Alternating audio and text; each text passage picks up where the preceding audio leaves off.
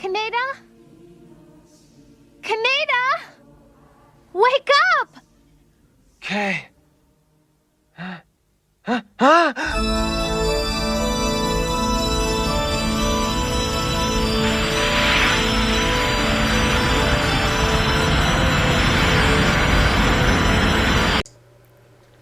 Hey everyone, here's another RT Classics video. This time I decided to do something a little bit different. We're not gonna be working on a film or live action film, but an anime. In this particular instance, Akira. And I've always loved the end destruction scene of the city.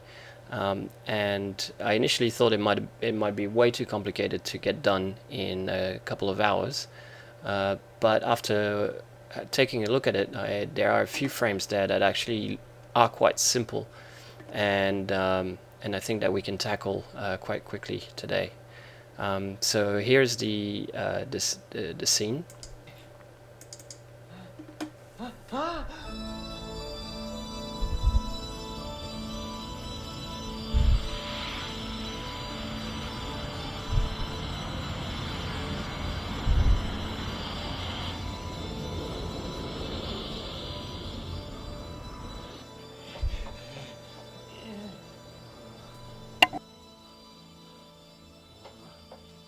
There must be some explanation. So, what I did here is I got the video and I put it in a player that allows me to play the video frame by frame, which YouTube doesn't let you do that. And that's because I'm going to be very precise on the exact frame that I want to replicate. So let's take it to that frame.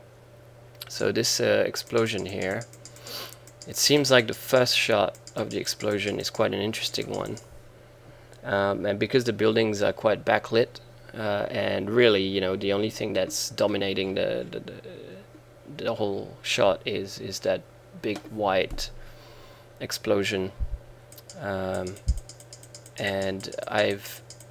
I do like to see the sphere sort of eating through the buildings there. So what I wanted to do is actually get the very last frame of this initial shot, so that we can see the sphere eating quite deeply into the buildings as much as possible before it then cuts to the next shot, which would have been a nice one to do as well, but definitely a lot more complicated when it comes to texturing down here in the building area. We might maybe do that one in another lesson, maybe a longer lesson. So here's my very last frame of this shot. So this is what I'm going to try to replicate. So I'm gonna go ahead and launch Unity. And very quickly what I'll do as well is I'll open up my snippet tool or snipping tool, and I'll take a screenshot of this image, because I'm going to use it as an aid for painting my textures.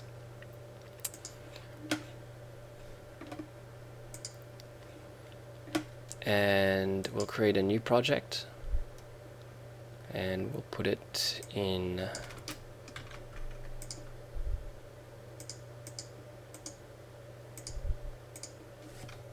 Akira, and Unity folder here. I'll just drop that in there, and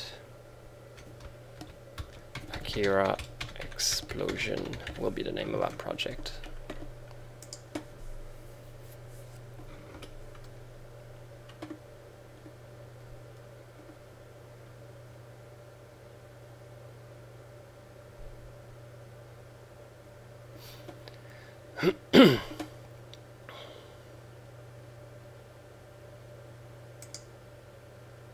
Got a few strange errors here, I'm not sure why. Oh, they're gone. Okay.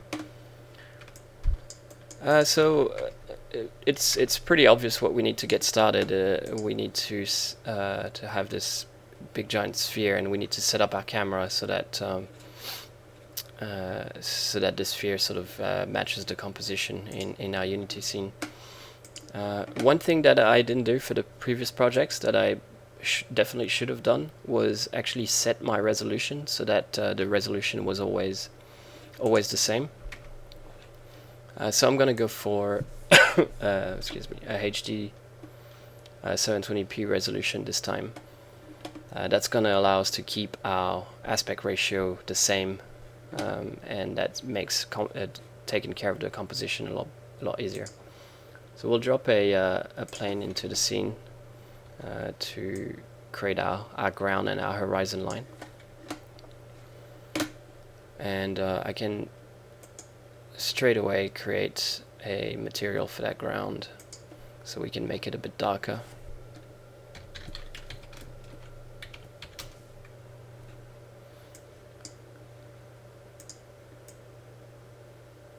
There we go, and definitely does not need to be reflective or anything like that.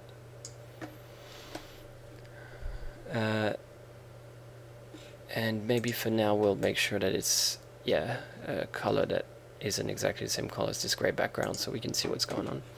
And then we'll create our sphere, and that sphere will define that explosion. In this particular instance, I'm not actually going to use a Unity sphere because I don't have control over the divisions that it has. And so we're going to get these big blocky lines because the default sphere is quite low res in Unity. So I'm actually going to go into Maya to create my sphere. And I'll just create it as a standard sphere. But then here in the parameters, I'll make sure that the sphere is actually quite highly subdivided, and that's mainly so that I get a nicer profile. Let's try turning them up a little bit more, even something along those lines. And it's also it only needs to be a hemisphere, so let's save ourselves a bit of poly count and delete the bottom section here. I think what I'll do is just out of precaution, in case one of my shaders needs it or something, I'll close that sphere at the bottom down there. It's not necessary, but it's just a precaution. And let me check my UVs before I export it out. And this is the new faces I created for the bottom, so we'll put them elsewhere. Not very important where this is. And this is my sphere here. I think what I might do is we'll keep it this way for now. I was toying with the idea of actually stretching it into the full UV space, but we can play around with tiling and everything when we start painting the lightning bolts on the sphere. So let's just go here and export selection, and we'll just export it as an OBJ, and we'll just put them in Untitled Classics here. And Akira, Unity, Akira Explosion, put it in the assets folder, and we'll call that sphere. Okay. So this will probably, you can see how the profile is much smoother, and it's going to look a little better than our previous sphere. And we'll set it to 0, 0. Now we'll move the camera and start trying to create that same composition. Because it's an anime, The camera lenses are generally probably, you know, estimated. They may not even be real lenses. Some of the things may be impossible in terms of perspective. There's a lot of things that can go wrong because it isn't real, it's just a drawing. So everything is an estimation, and a lot of things can be cheated. But I'm still seeing a relatively narrow lens, as if the camera was placed quite far away from the explosion and had zoomed in. And I can tell that because the sphere seems quite flat. So what that tells me is the camera is looking up towards the sphere, but has a pretty narrow field of view, so quite a long lens. So let's try to recreate that by dropping our field of view to somewhere around 8mm, maybe. And then we'll pull it quite far back from the camera. Then we'll point the camera upwards a bit.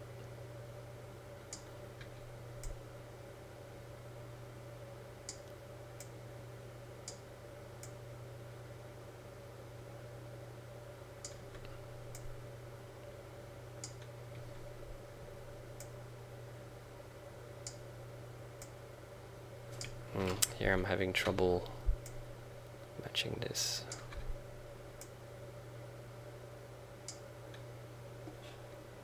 Maybe we could go to an 18, see what happens there.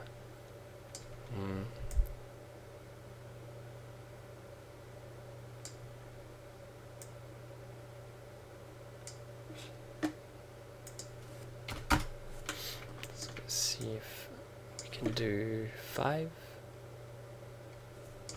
and make sure our ground covers where the camera is. I'll point it down a bit or up. Okay, we need the sphere to seem a bit flatter. Maybe I should actually be looking at a slightly wider field of view.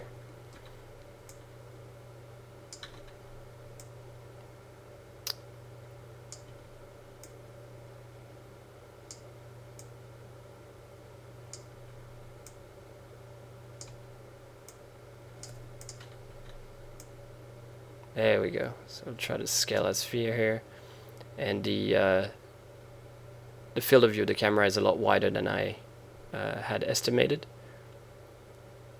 here, but you can tell that it works, and basically the distortion from the field of view creates that effect of flattening the sphere into the frame. The narrower the field of view, the less distortion there is, and the more the sphere just looks like a sphere. So here we can see that we're getting that sort of flat sphere from something that is still a real full hemisphere. And that composition is almost perfect. If the sphere ends at about halfway of the frame, this ends a little bit higher. So let's see if we can give it a little bit even more distortion. We're going completely the other way here, and we'll get it a little bit closer to camera. Actually, we'll keep it. No, we'll move the camera forward. And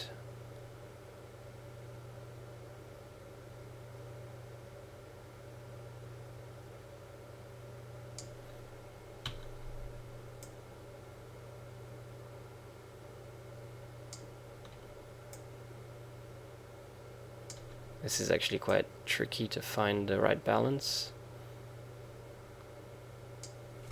but we're gonna call this done. I realized that the sphere should probably end a bit higher into the frame on the sides, but it's not so bad. So looking at this, I'm seeing that, well, my camera is actually really close to the sphere, and that's because my scene scale right now is pretty small, because I started with a relatively small sphere, and then now I'm so we could, I guess, fit the buildings in here and work with a pretty small scale, but I think it'll be more comfortable to work at a more realistic scale. So that sphere is destroying an entire city, so it's huge. So we'll create an empty game object so we can scale everything together. We'll scale the plane as well, and we'll parent him under here, and we'll just oops, before I parent it, I am going to zero it out and parent the camera, the sphere, the plane, and the light. What the hell?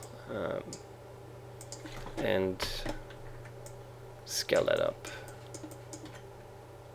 We'll scale it up to, oh, before we scale it up, we'll make sure that it's scaling around the pivot, and we'll scale it up to quite a lot, probably about 100, maybe 1,000 times bigger. There we go, 100 times bigger. I think we can afford to go even 1,000.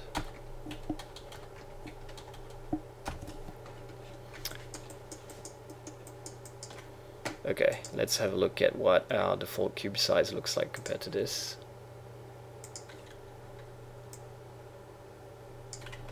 And well, it looks to me our default cube size is really small. Oh no, it's just underground. Okay, one.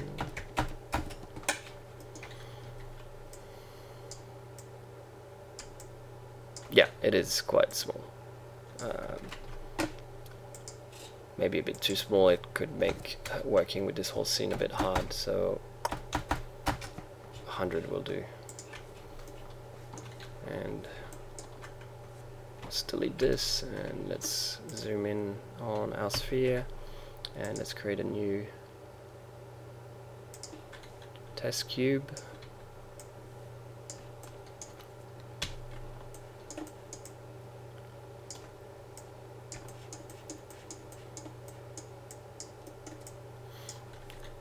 Okay, I think this is quite a good scale. We can start working with that. I'm going to put my my ground material onto this cube so that it has a bit of a darker color. And then we're going to start looking at the picture and placing the buildings.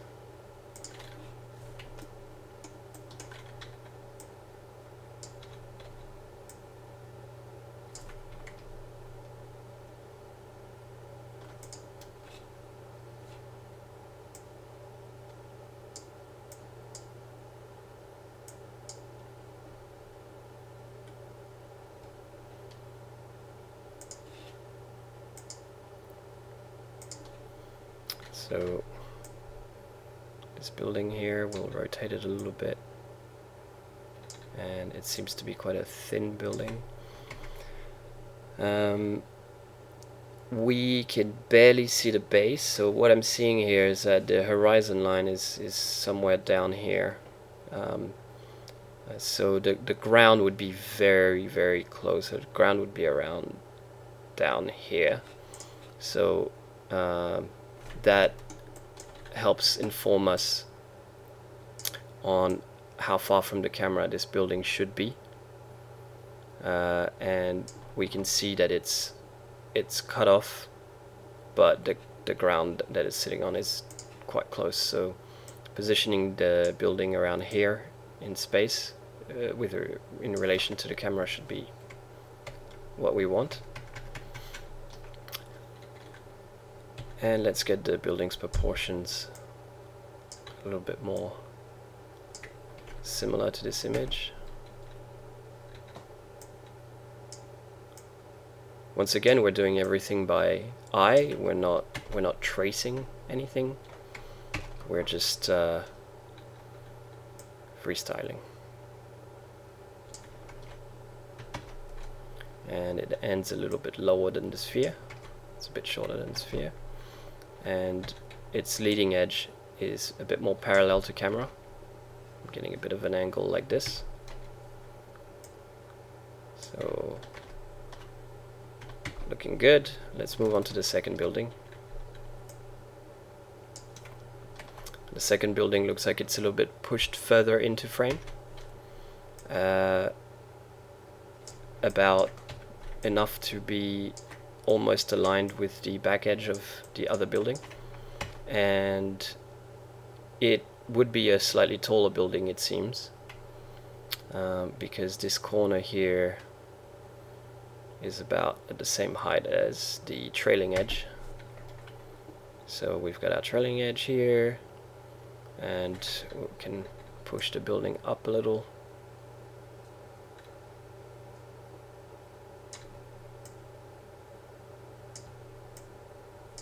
Alright, and this this leading edge is a bit of on a bit of an angle,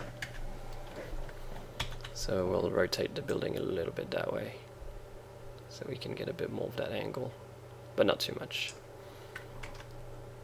And this perspective looks quite close. Perspective-wise, I think we're doing all right. And let's go ahead and move straight onto the next building, which looks to me like it's a relatively square top here, and then a relatively flat domino-like shape on top of it.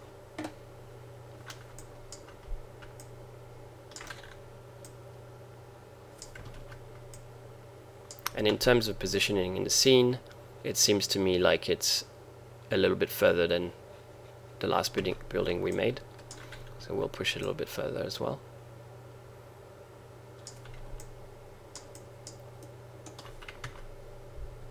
And seeing the fact that all of them are intersecting with the sphere, something I should have noticed straight away, it looks like we're going to have two choices here. It's scaling the sphere up until we're getting a bit of intersection. But then we'll need to pull the camera back, so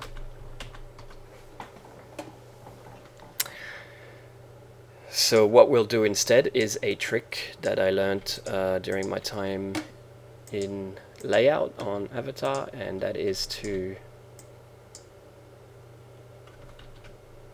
what we'll do is we will first unparent the camera, and that camera, we're going to create an empty game object.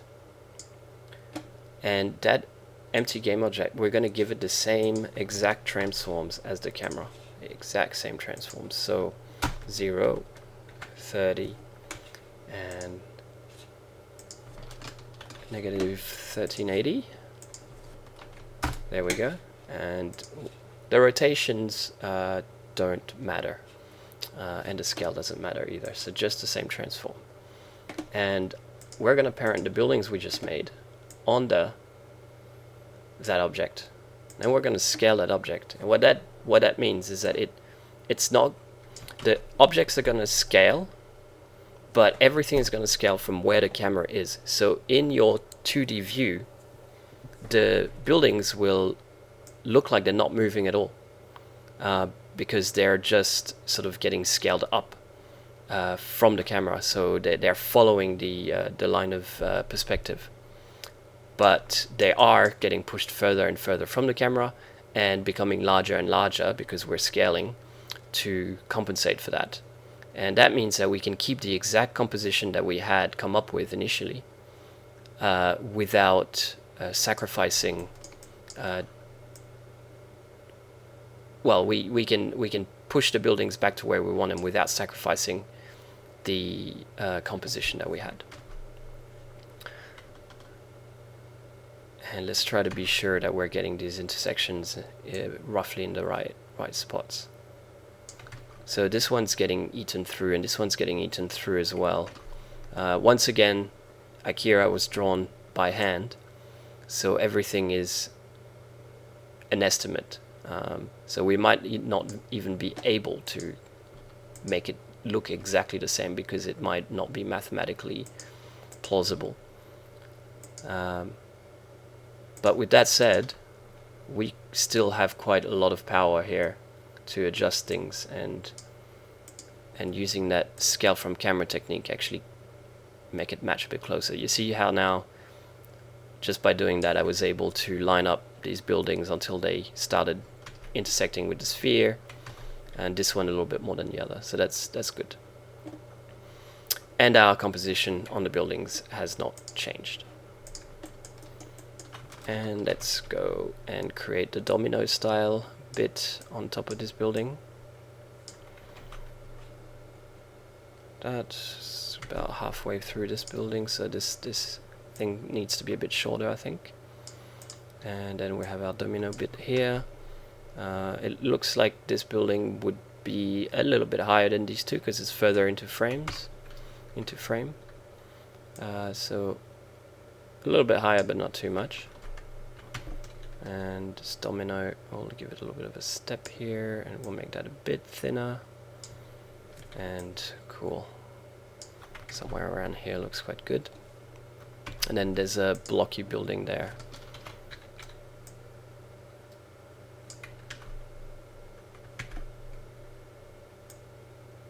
Somewhere around here. I feel like this one should be a bit closer to his friend, so we'll move him here. A bit something like that. And that gives us that little gap here. That's not bad. We have the gap, and we have that curve from the sphere. Alright. Feels like both of them can be a bit closer, even.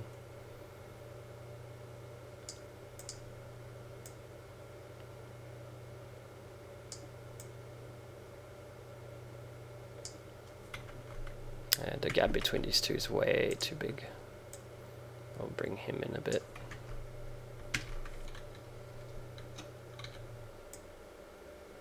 There we are.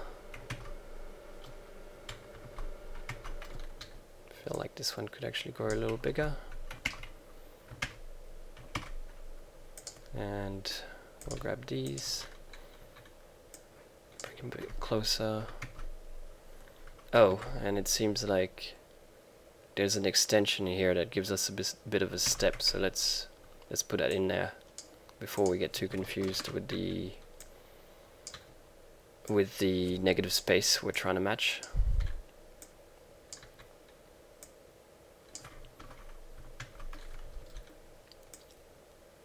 Something along those lines. There we go, and then push that a bit into frame.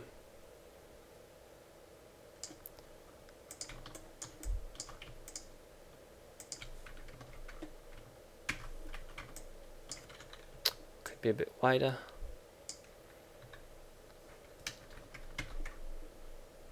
Okay. Push this aside a bit, and we'll bring this guy a bit closer now. We'll just create a relatively thin gap, and we'll push it forward and back to get our intersection line around here. Okay, cool. Let's move on to this building here. So we'll just duplicate this guy, push him forward that way, and push it into frame until we get a nice intersection with the sphere that starts about halfway up the building. That's about right. Okay. And this building seems a bit thinner than the others. So we can pull it in a bit there. And the gap here is a little larger between these two buildings.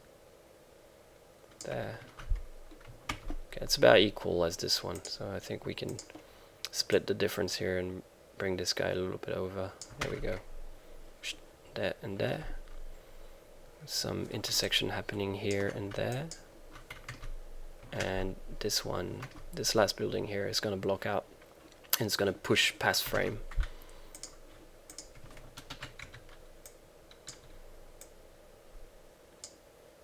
But it's still a relatively short building.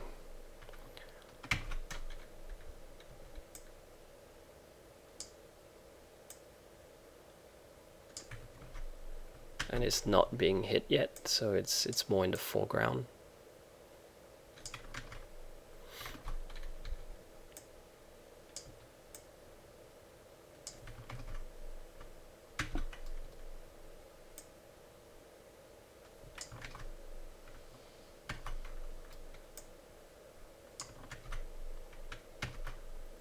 Okay, and that means that we probably need to squeeze these buildings together a bit more, just to even out this this whole thing.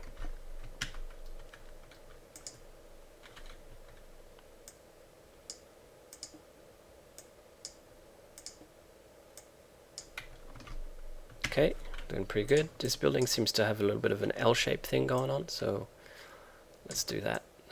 Let's make it happen.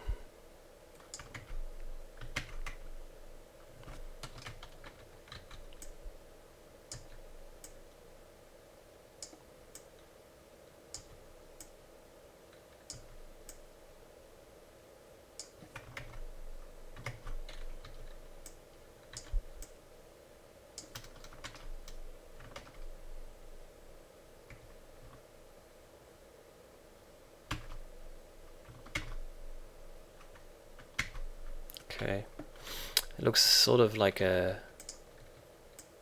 strange two-level L-shape style building. So let's try to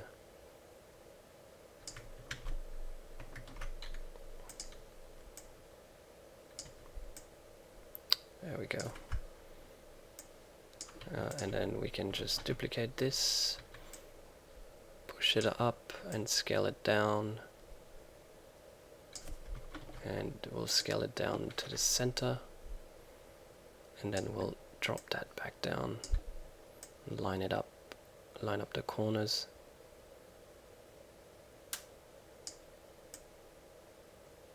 There we go, something like that.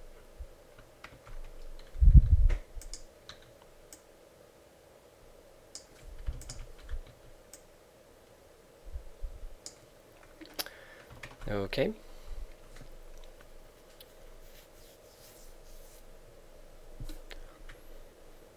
And let's go ahead and create,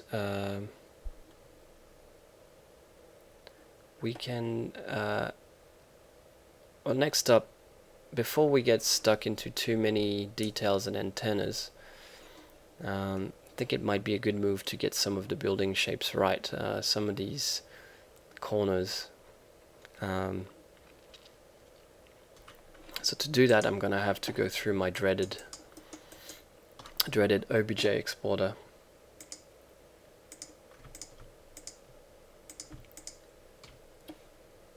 So let's bring it into the scene.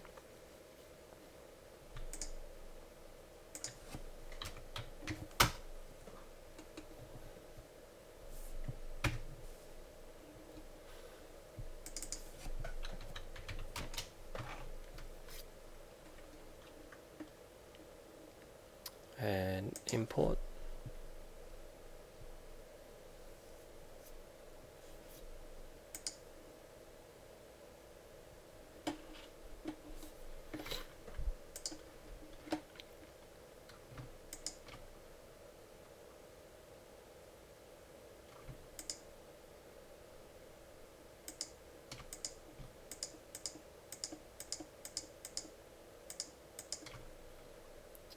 And we'll unpattern them all, just to be sure that the Obj Exporter doesn't have an issue with that empty game object, since it seems to have a lot of issues. Apply position, apply rotation, apply scale. Okay, I will export that. We'll just export it as a temp export onto the desktop, and we'll bring it into Maya.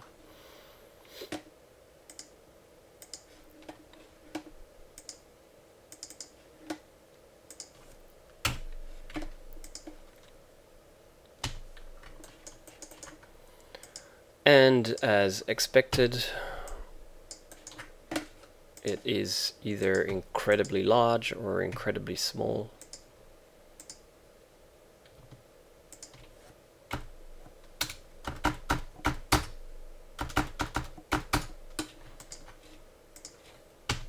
There we go. And it exported the entire scene, not just what I had selected. Okay, that's all right. So, oh, and it triangulated everything as well. Let's see if we can disable that triangulation.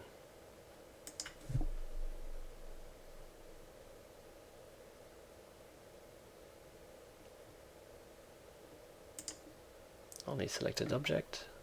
That's useful. And we cannot disable the triangulation. That's okay.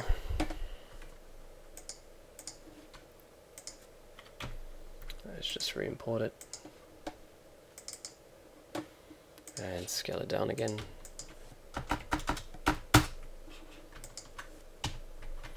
There we are.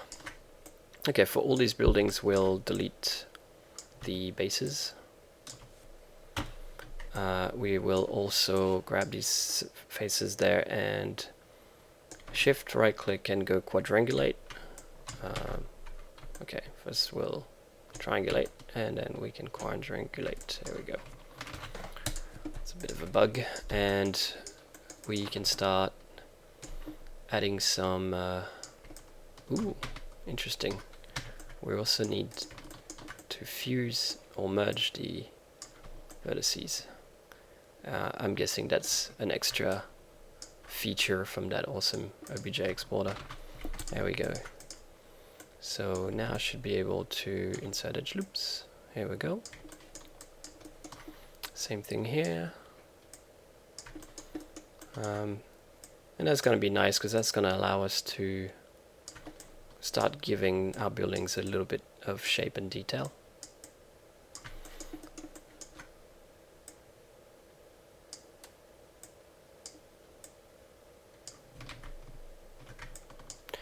First thing we're going to do right off the bat is look at which one needs beveled edges. So this one, this one, this one. Now let's start with this one here. How are we going to do this? We'll just create a loop here, create a loop here, and then we'll select this edge loop and delete it, and bam. And then we can just go to mesh display and make sure that they're all hardened edges so that we can see the lines here. And this one here seems to have like a little double step running down, so we'll do that. Did we do it on the right one? We did not. Okay, so let me undo that. Actually, we could probably keep it for this one. We can turn that into a double step. So let's insert a edge loop and pull that out a bit, and then now we can insert another edge loop and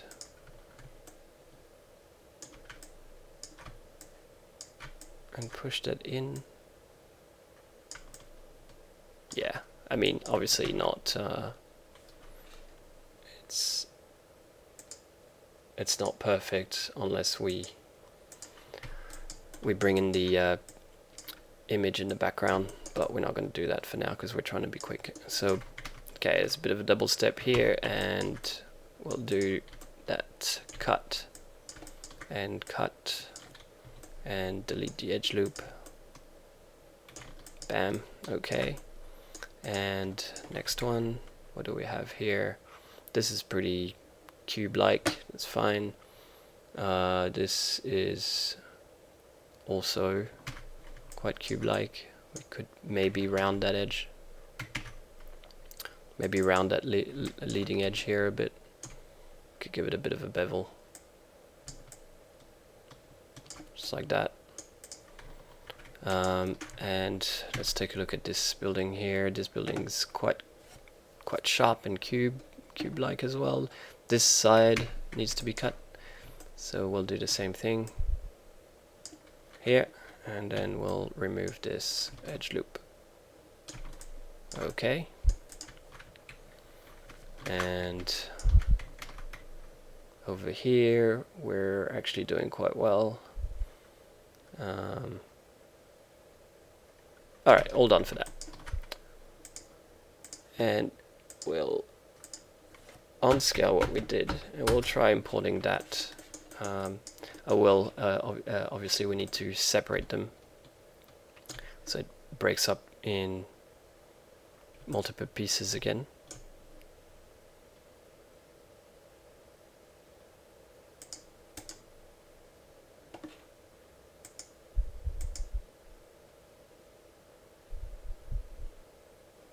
And separate.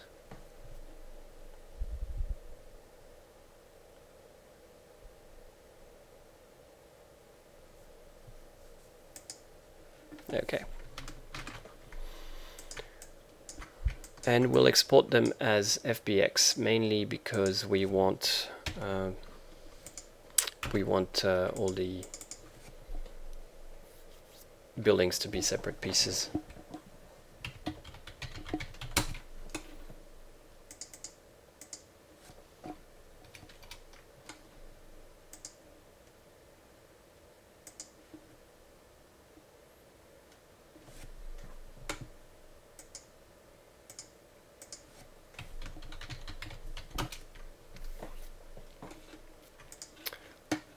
There we are. And I'm not kidding myself, I know that my scaling is going to be odd.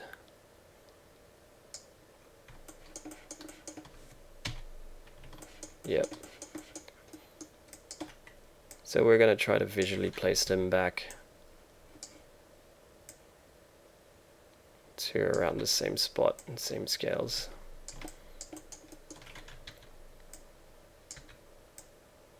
Okay, that tells me that it's 100 difference.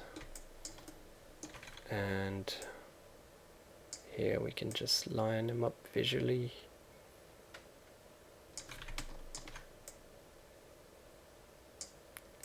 Almost.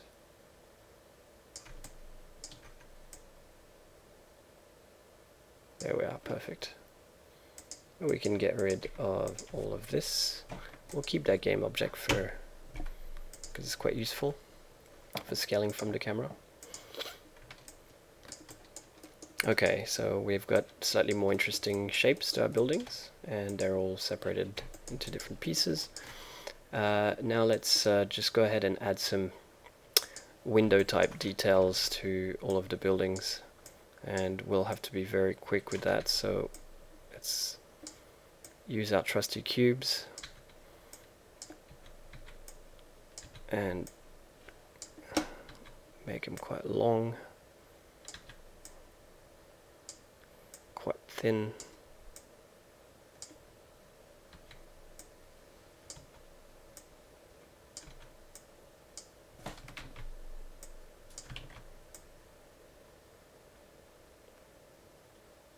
There. And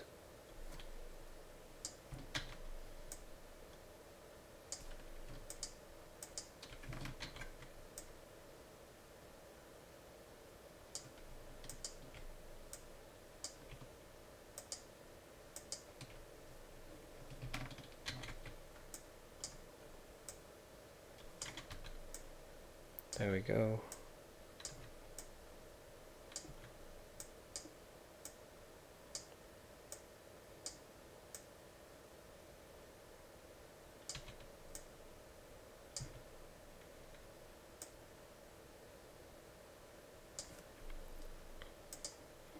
And actually, now that I see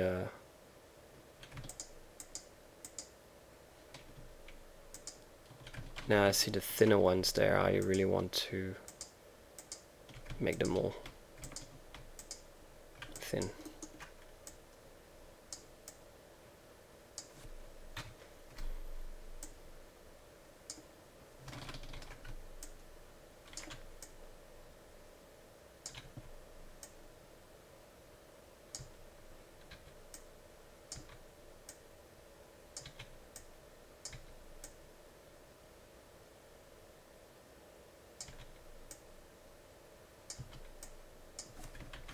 Getting the rotation right.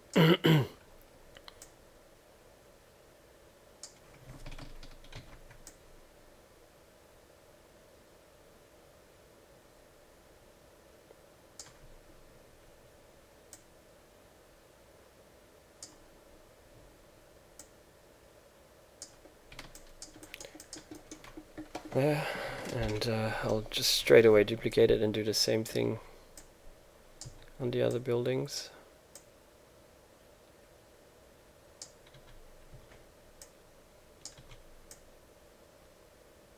There we go.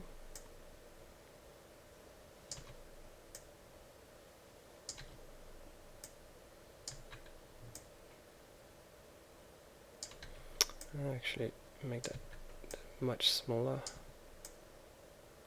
I feel like we need more. Yeah, it's gonna be it's really hard to tell. I think this is just gonna help us get a little bit of extra detail from our lighting, but not much more than that.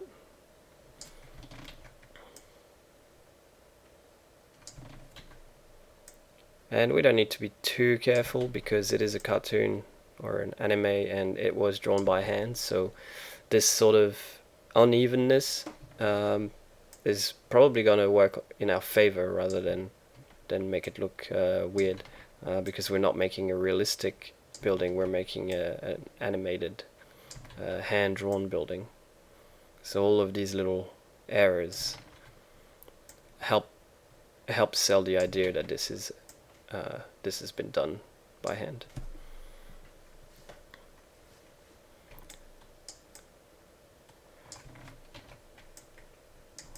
And we won't do the same thing on all the buildings. For this one, for example, I'm tempted to turn that up to 90 degrees and just have some stuff running down the building lengthwise or height-wise,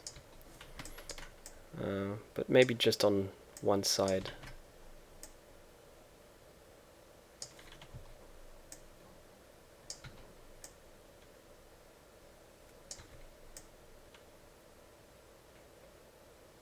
Like that. And it might be a bit too many of them. I'll delete. And I'll push this one across to the other side. Something like that. We can't see anything here, so I'm just really making it up.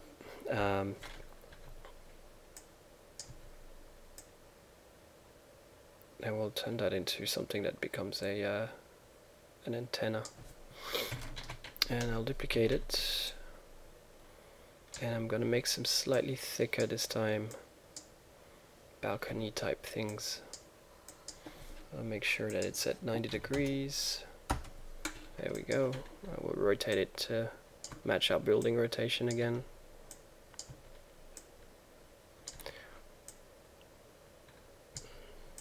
Scale it to a decent size.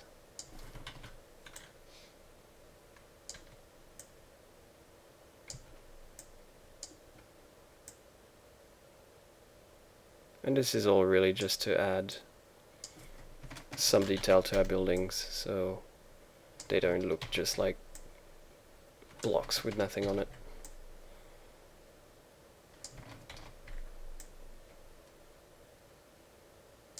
Okay.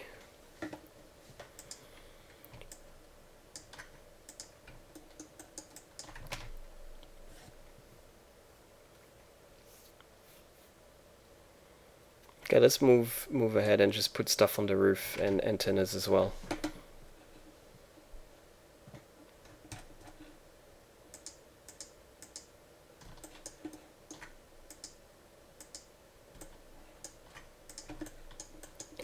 And if I duplicate this and oops, scale it up, I'll turn it back into a cube shape. There we are. And these ones I'm gonna add my ground mat to it just so I can see what's going on against the background of the sphere. And we're going to start creating these antennas.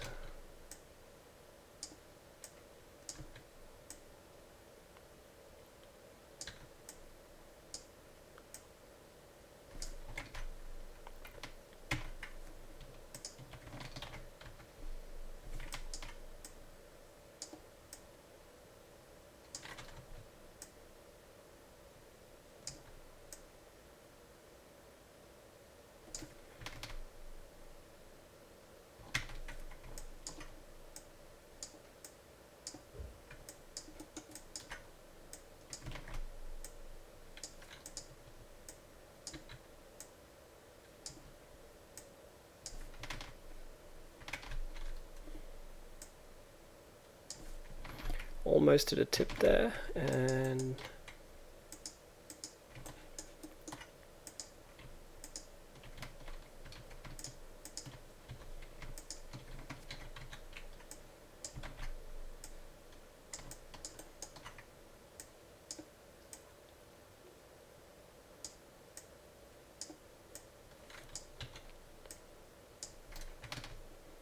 one, two, three, four on this one.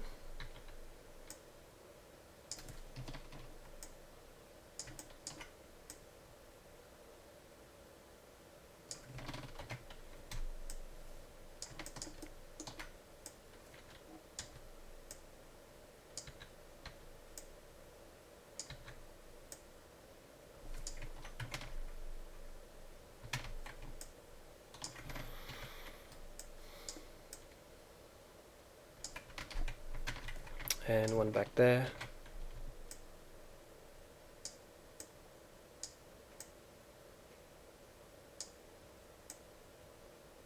Okay. And this cube could be a little bigger. Let's do that.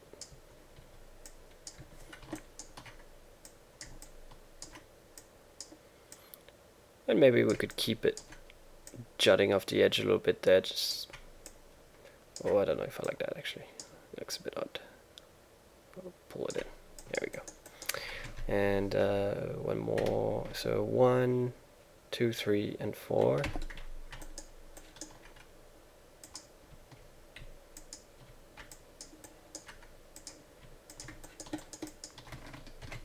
And that's right at the top of that building. Yes.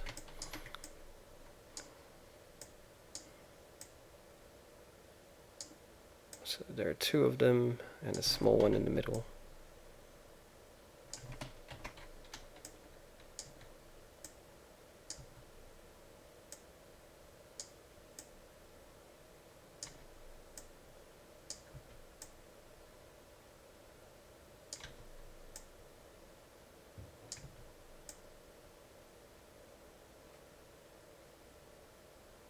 Okay.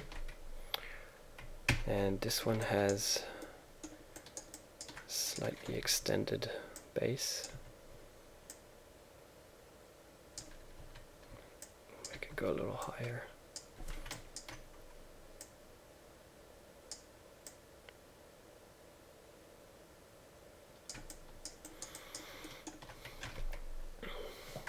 And one more.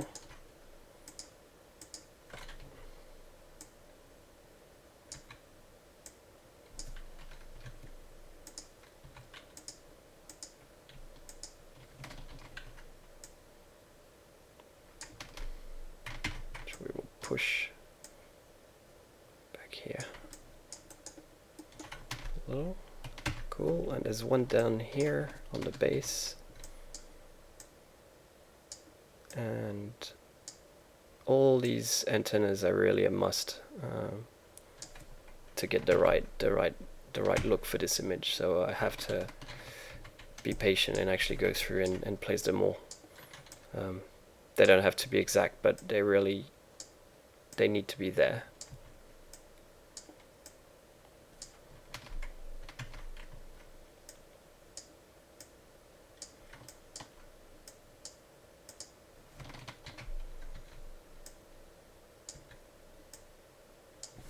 There we go, look at that.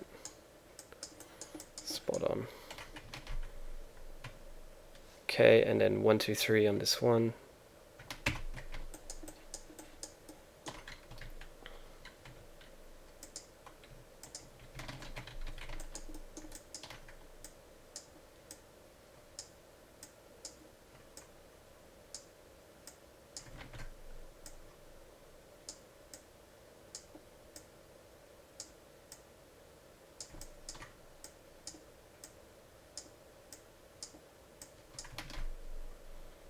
Two at the back, one in the middle.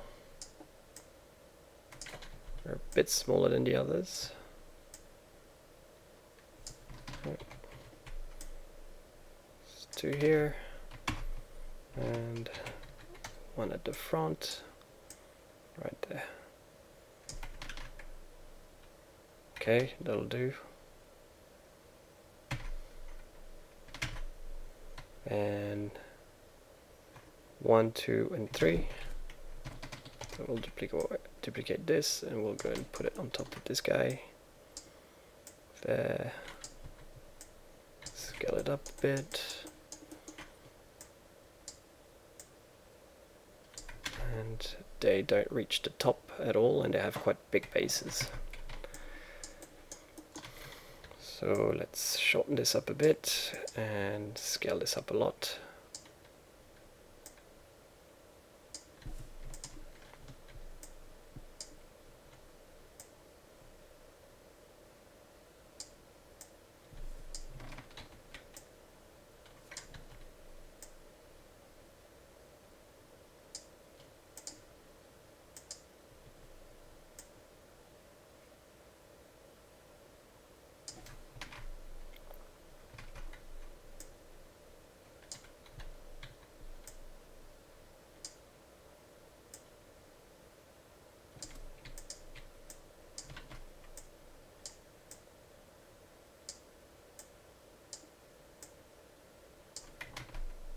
Yeah, something like that. And one more, doesn't need a base. And we'll stick that one at the back here.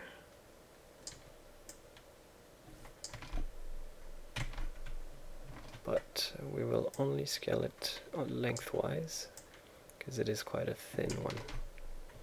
There, and then we have 2 here, and we're done for antennas. Let's go ahead and do that.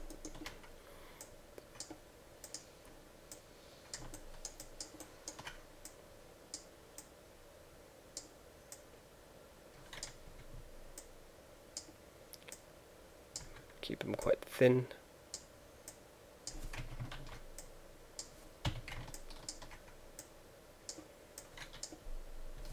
And a 1 and a 2.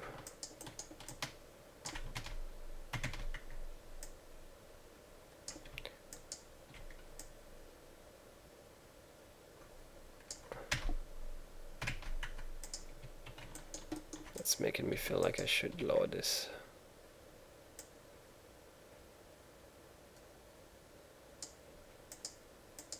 And then I'll grab this guy, move it down to here maybe. Yeah. Okay. Could probably put a tiny bit of detail on these there.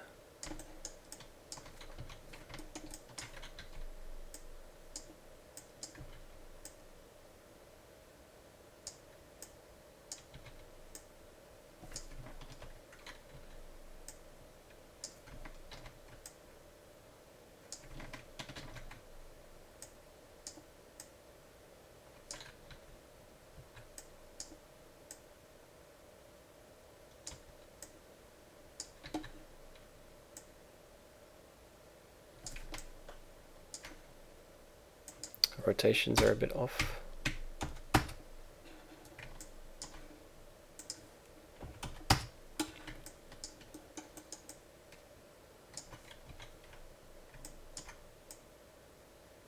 Okay, perfect.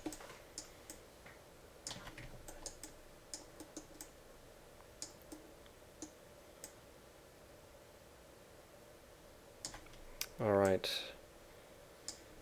Now I'm gonna duplicate this material, and I'm gonna create 3 different building materials.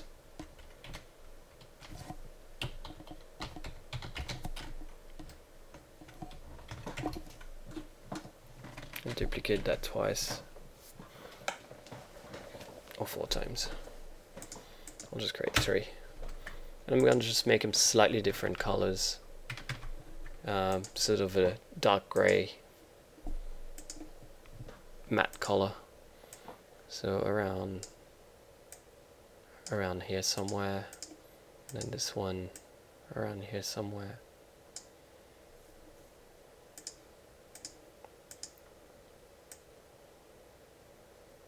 Hopefully they're all quite close, but just different enough. There we go. What I'll do is I'll hide this sphere and then I'll just drag and drop building mats on random ones on random things. I'll hide the ground as well.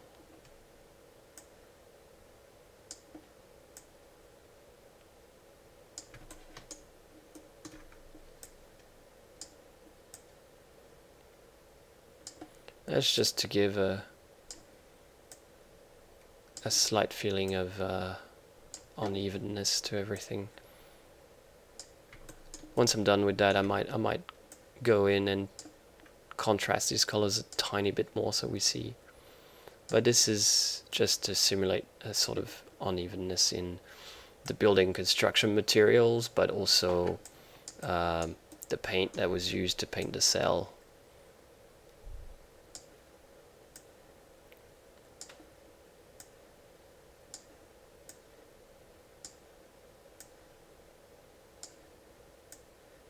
This is quite tedious, I have to say. In fact, this is so tedious that I'm going to cheat and delete this and then duplicate the ones I already have the material. That's actually easier than going ahead and assigning the materials again.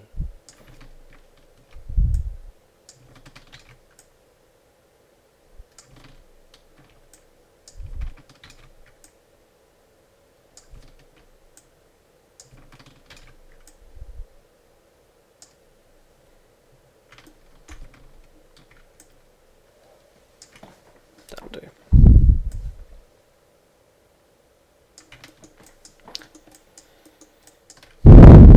And we'll patiently do it here.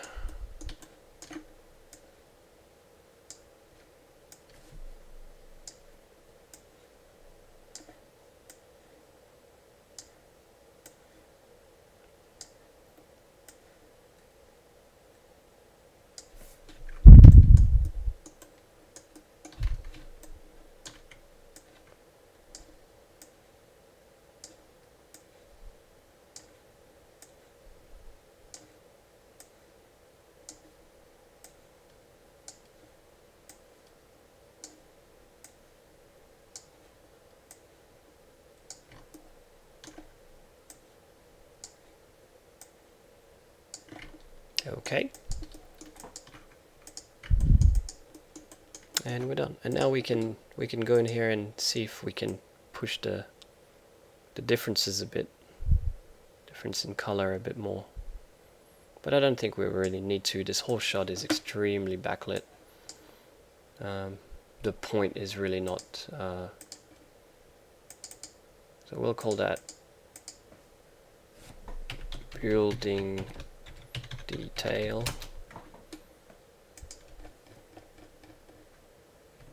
And we'll drag and drop them in here. Keep our scene a little bit more manageable.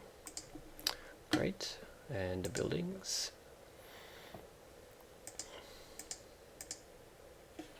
And let's see if I can drop a different material on some of these big building blocks there.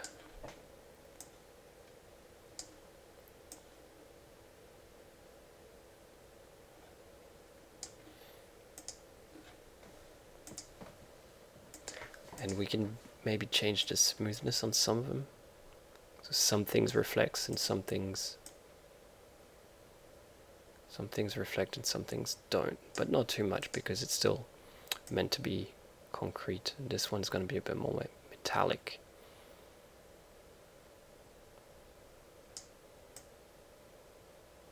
Okay, excellent. Small things, but it all adds up. Okay, we're getting pretty close to being done. Well, you know, all the main pieces being in place. I want to put all of these tiny buildings here, but I'll do it very quickly without looking at the reference, because if I try to be too accurate, we could be here for hours. So put a cube here, and we'll call that one of these small low in frame buildings there. And we're going to give him a material straight away, and we're going to give him a friend, duplicate, and put him around here, maybe a bit more through the ground. And this is going to help give a sense of scale to these background buildings a bit. And let's do that. And maybe have sort of a L-shape building here, just like that. Okay. And we'll straight away give him some different materials. There. Excellent. Oops, I think I added it to the ground. Now we'll grab them and duplicate them, copy him, put him somewhere else, so stack him in the background here, change their heights a little, and then rotate, just like that. Did they go that high? They sort of do, but not that high. There you go, something like that.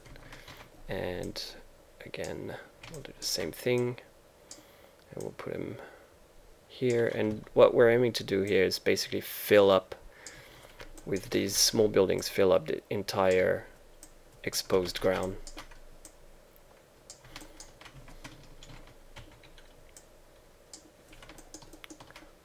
There we are.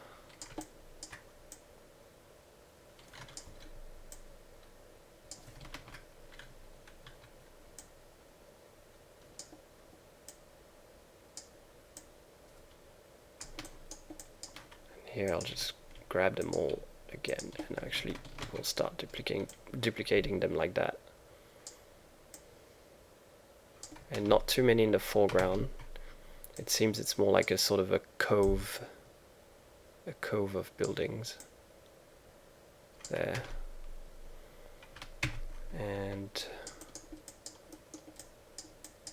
we'll grab all of them here again and duplicate and push them this way to do the same thing on the other side.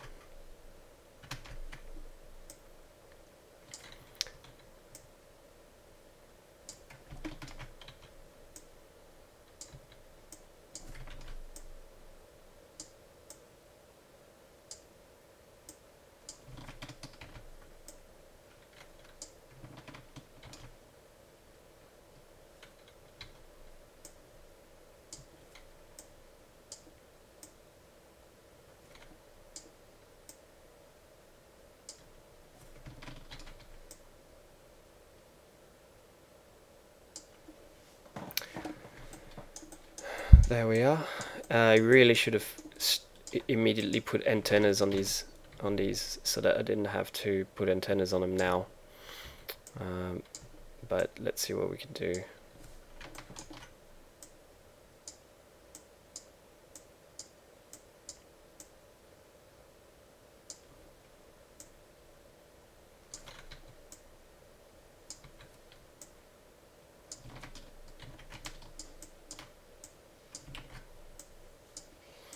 Oh, here's a trick that we can do. We can make the antennas super long, something like that, and then we can just start creating a ton of them randomly placed.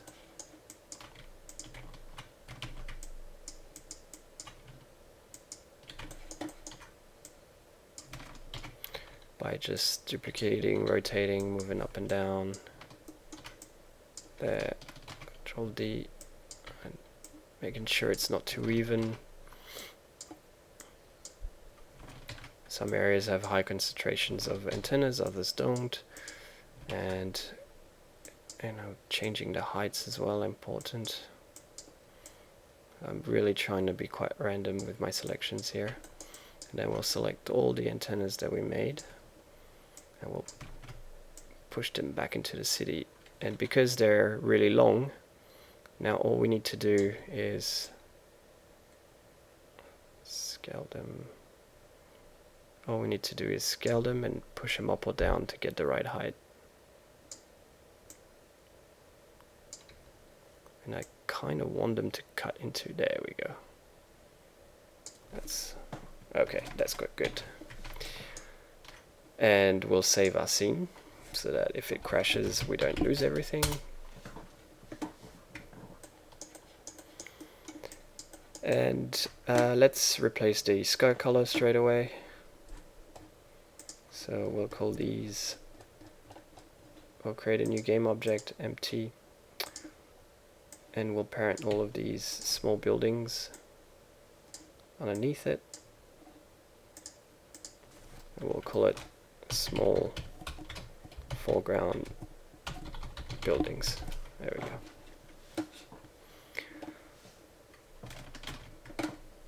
And let's go to our lighting tab and change the sky color. To change the sky color, we just, I think in this case we can just remove our current sky and get rid of our ambient occlusion for now.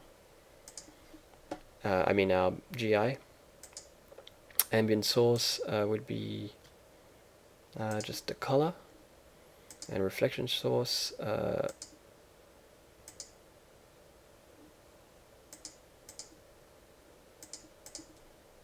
we don't really need that anyway. Ambient color can be quite dark, and then we need our sun, and our sun is going to be the light here, and we'll just get it in the direction that seems right based on these buildings here. And it looks like there's some light coming from camera, so I imagine the moon sitting behind the camera, taking care of filling the frame a little bit so that it's not only backlit. And it comes from back here, and it will be quite faint, and I assume quite low in the sky to be a bit more dramatic. So it wouldn't be pointing up, something like that. And that helps us also get some nice shadows, which adds complexity to our city down the bottom there. And we'll give that quite a light blue tint.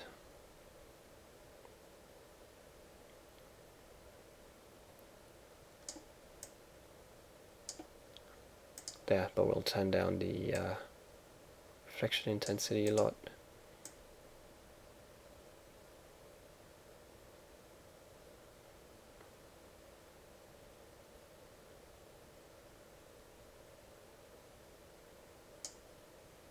There we go. Oh, sorry, this is the ambient color, that's why I wasn't changing too much. So ambient color dark blue is good actually. That's what I was looking for.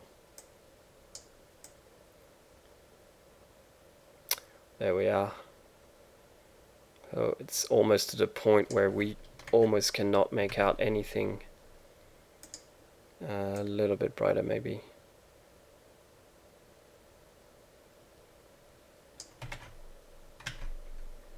And a little bit more desaturated.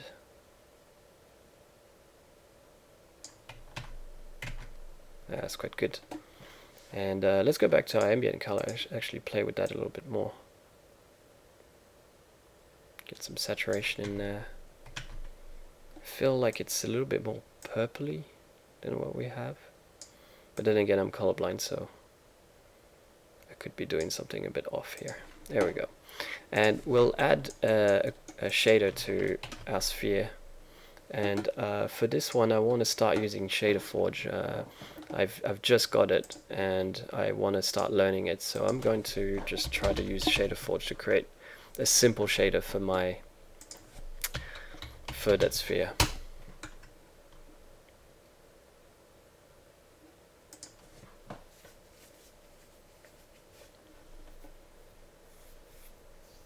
And meanwhile, I know I'm going to be doing some texturing. I can open up Krita and create a 2K texture.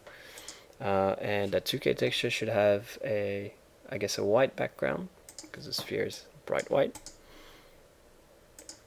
And then on top of that, we'll paint with a black brush. We'll paint some zigzags like so I'll just cancel it. I'll copy that now, and to get this sort of these streaks going, which I think are it looks like steam or smoke running up the explosion. And we'll import Shader Forge, and down the bottom here there are a few. Well, not necessarily in this frame, there aren't too many, but here in this frame, for example, there's quite a lot of these hook things, which are quite nice. But by the end, oh, here we go, there's a few rising there.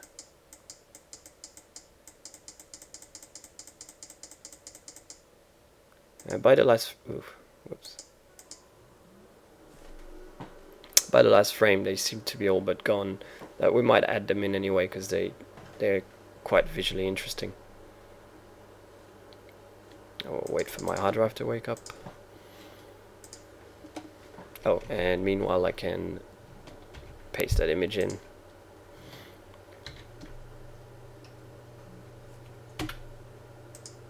There.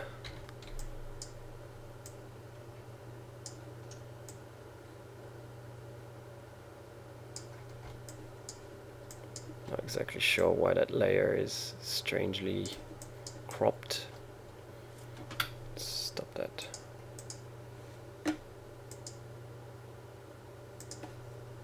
Oh, it's because I've got the selection thing on.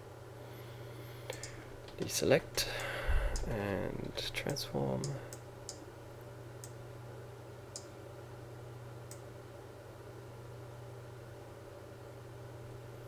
I'll go ahead and do something along those lines. And now what I'll do is I'll get my polygon selection, and I think I'll just sort of trace these bits, roughly trace them.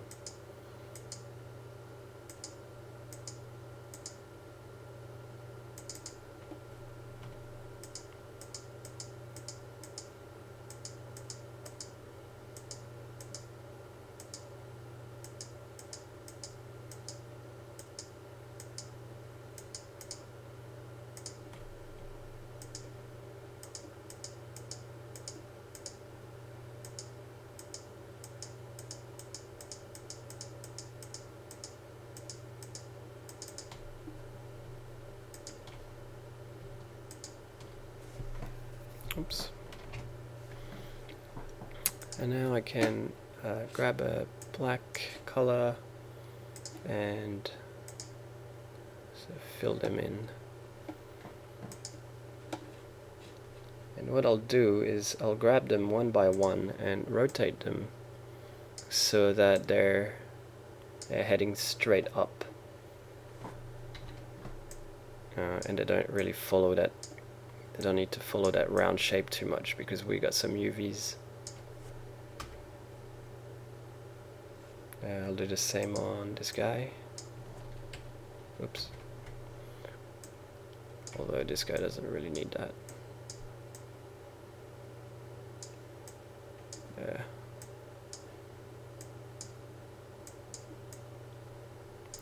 Like that.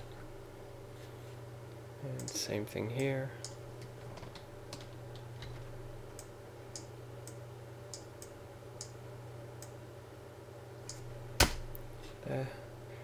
And we can duplicate this, select it all, and let's transform that a little bit, maybe thinner. Just put him like here somewhere. And let's see if we can deform it enough that you can't really tell it's the same lines, something like that. There you go. This one is an extension to that one. You have the other two here, and let's merge that down, deselect, and let's duplicate it one more time. Let's push this, maybe spin it the other way.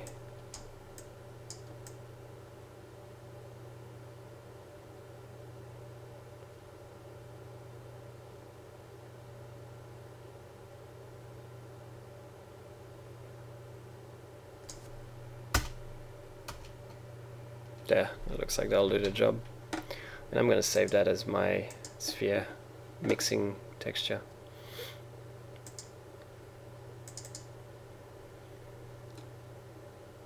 And Untitled Classics and Akira.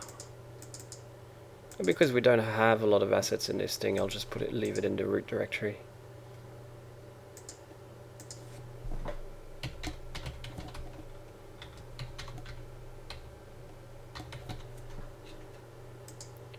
Save that. Let's return to Unity. And now that Shader Forge has loaded, I can access it from the window. Open up the Shader Forge window, and I'll drop it down here for now. And we'll create a new shader. I will create an onlit shader, and we'll save it as sphere shader.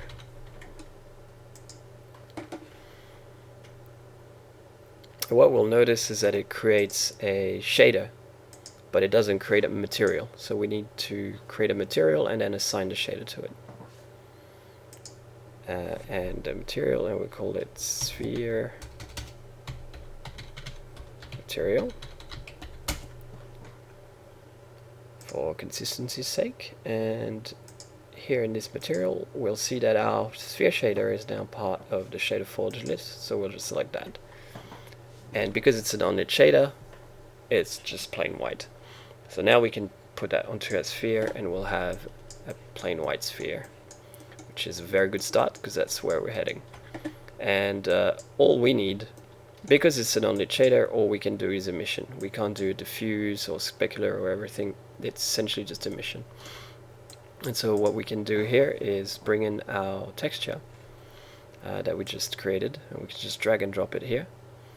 And we can use it as a multiplier,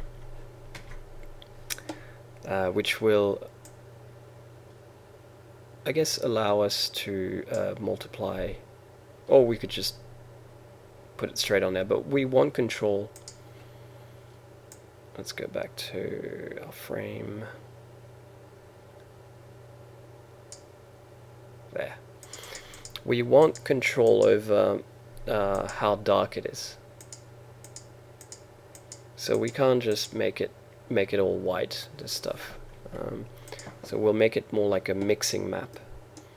And I believe we can do that in Shader Forge by using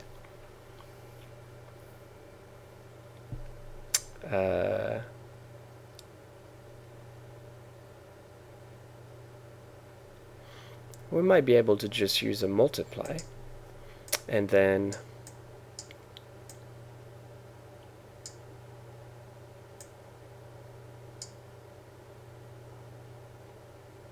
put that inside the emission. Now you may be wondering why I'm seeing a blue sphere here with black lines and I'm not seeing anything here in my viewport. And there's an answer for that, and it took me a little while to work it out. Is that all of these things, they end up as public variables on your shader, on your material. They end up being exposed as something that you can change, so that you can create your shader here in Shader Forge, point it to a texture, and when the shader gets compiled, it doesn't force you to use that one texture. It will allow the user to replace that texture with their own. And so that happens in the material. So think of it as like the shader is just like a preview, but then you have to relink your textures and everything else inside the material. And so if we add the texture in here, and if we also, well, leave our color to white, but you can see that if we change that color, now we can see it change. And there's a multiplied shader, and here is a weird version of those lines, and that's because I believe we're not reading the UVs. So what we want is go to geometry data and find the UV coordinates, and then plug that in here, and that will use the sphere UVs that we have. Let's compile that. And strangely, these are probably our sphere UVs actually. Yeah, that looks about right. So it was reading it by default. Handy thing of having this UV chord thing is that you can put other nodes in here to start distorting the UVs and make some cool stuff happen. But we're not going to use it here. So let's play it with tiling. And we'll play with this tiling as well. And let's take a look at our game view here. And look at that. I'm starting to get these lines that are creeping up the sphere. Awesome. I don't know how many we would need exactly. Maybe something along those lines.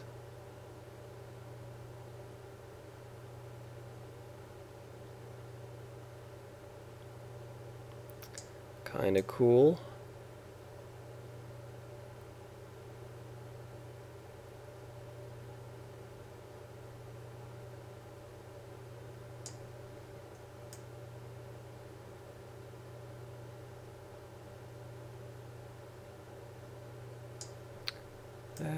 And we can play around with the composition.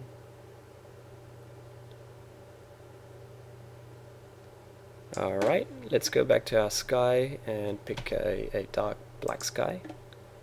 We can do that from the lighting tab, and a sky color, background color.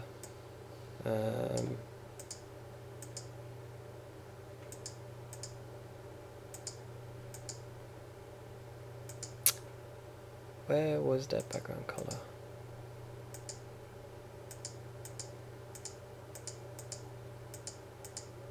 Oh, that's odd.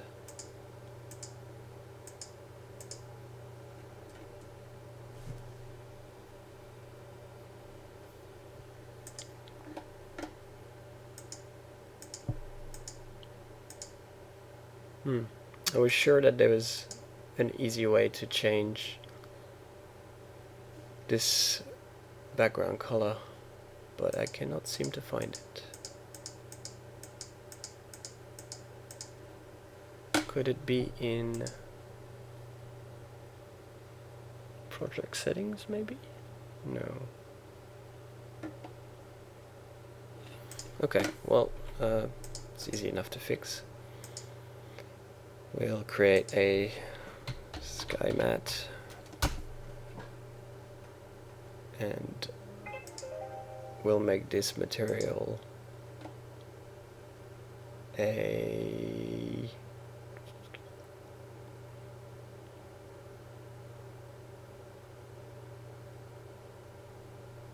procedural. That seems a little bit overcomplicated just for a black sky.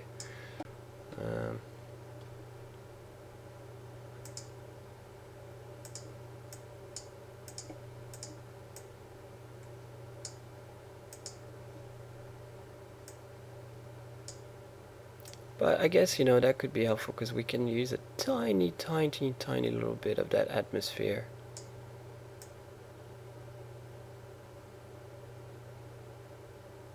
Maybe, so it's not all just perfectly black back there. Okay, it's all about subtlety in this image. And now the most obvious thing that we would need is just a large amount of bloom.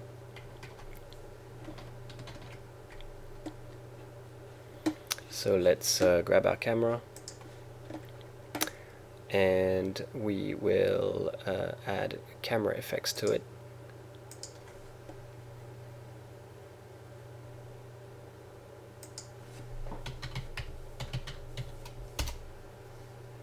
Go to our standard assets that come with the Unity, and we'll wait for it to wake up. There we are. And we have to type standard again. Thank you.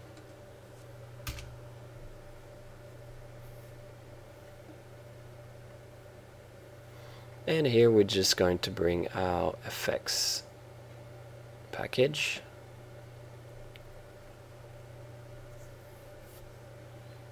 And import.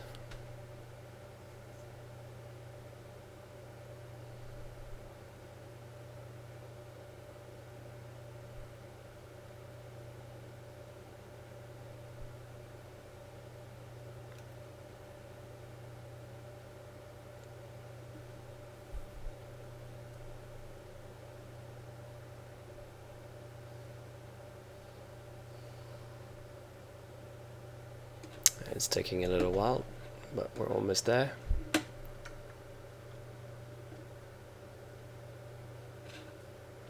There. And in our standard asset folder, we'll find effects, and we'll find image effects, and with our camera selected here, we'll go to the scripts and find bloom, and we'll drag and drop it here, and then we will crank it up. So I think we can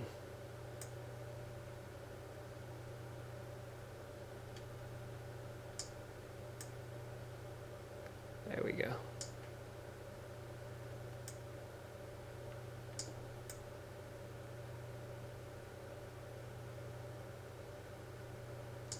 That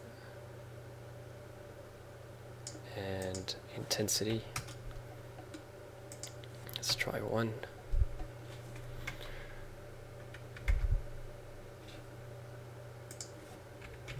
and maybe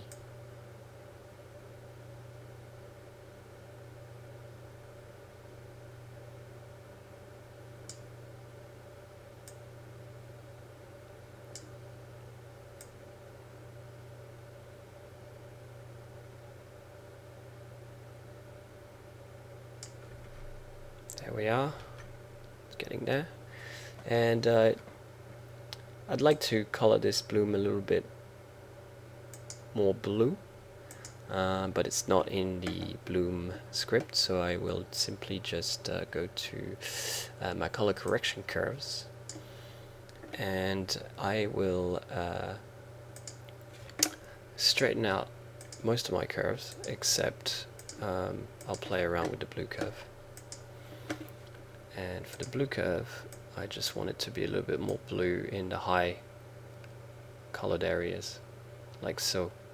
And you can see how my bloom starts looking more blue. And there we go. Okay, so another thing that we can add, that I would have to add before all of this, is some screen space ambok. So let's push it out, push it up, move up, and so that it happens before the bloom and everything else. We can turn off our bloom, and then we'll try to get that ambient occlusion to behave nicely, although it isn't behaving very well on that sphere.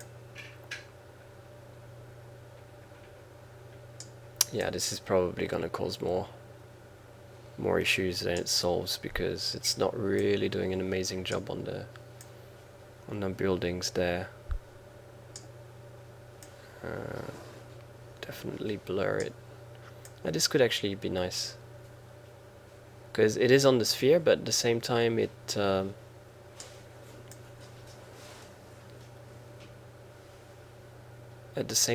definitely adds something to the sphere. Let's see if our bloom pretty much gets rid of it, so why not keep it for now. And maybe our bloom could come down a little bit to 0.2.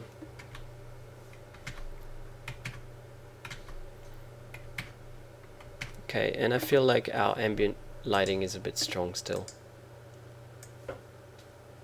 We're seeing a little bit too much of these buildings, our ambient and our actual light.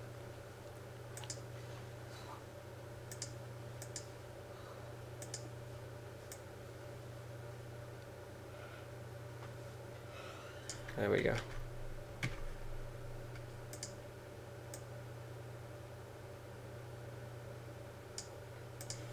Let's rotate that light a little bit more this way.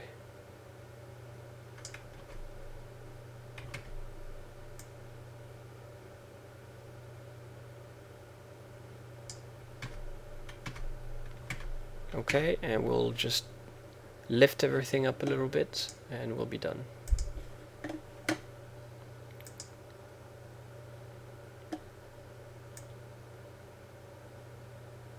There. And let's see if we have a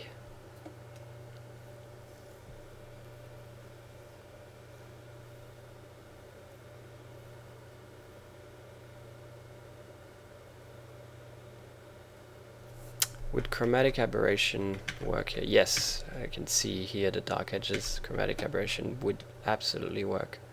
Not chromatic aberration, I mean the vignetting. So we'll add some vignetting. And we'll use the vignetting to blur the corners to imitate that old film look. And it's very subtle, but it definitely does help. And I feel like we still need to lift everything up a little bit more.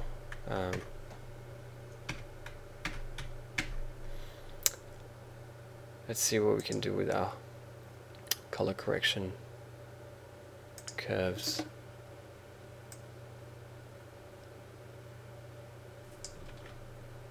Can we maybe lift these up like that? And then try to get the blues in there a bit stronger. Maybe a bit like this. And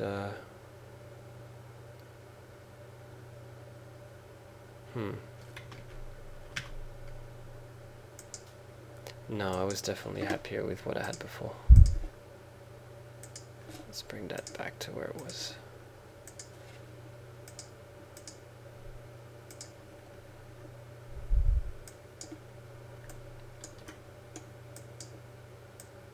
And lift that up here. A little bit more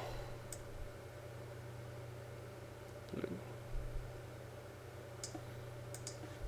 There.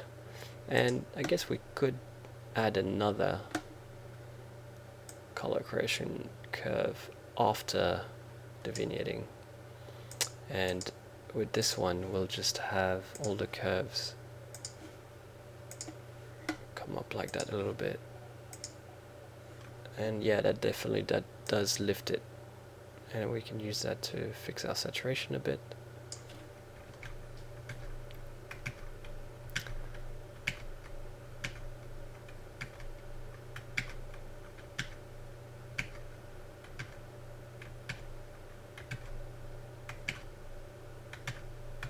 Our bloom could be a little bit bluer.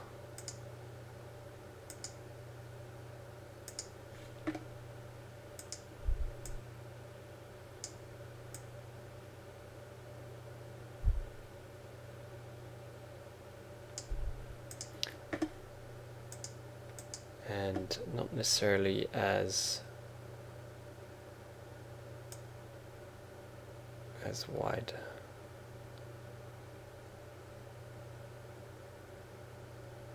Cool.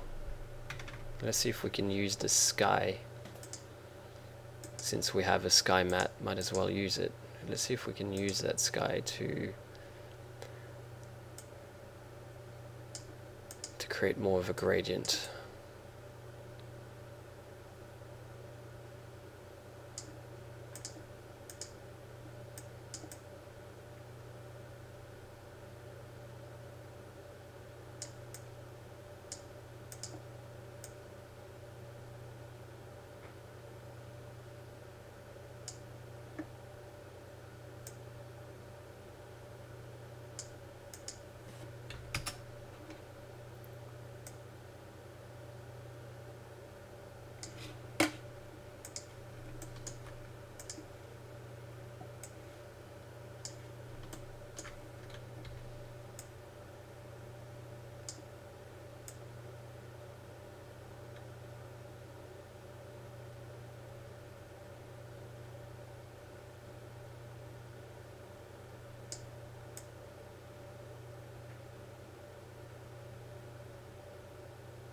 There we go, that's a bit more ominous.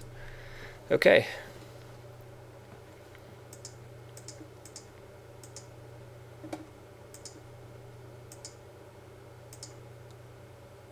Alright guys, well that's our frame from Akira. Very simple, but also I wanted to keep it short this time, for once. We are absolutely missing some details, there's no doubt about that. For example, all of this trash flying by, the paper, these speed lines. We didn't go as far as creating those this time around. We might do that next time, when if we do another frame from Akira, we might push it a little bit further, but I really wanted to keep this lesson short and just focusing on the basics, and the basic is what you see here, this giant sphere eating through the buildings. Okay, thanks very much. Don't forget that you can suggest films and film frames for me to recreate in real time, and don't forget to subscribe and like, etc., etc., the things that people say on YouTube. You know what they are. And just to finish this, I'll just play the full sequence there.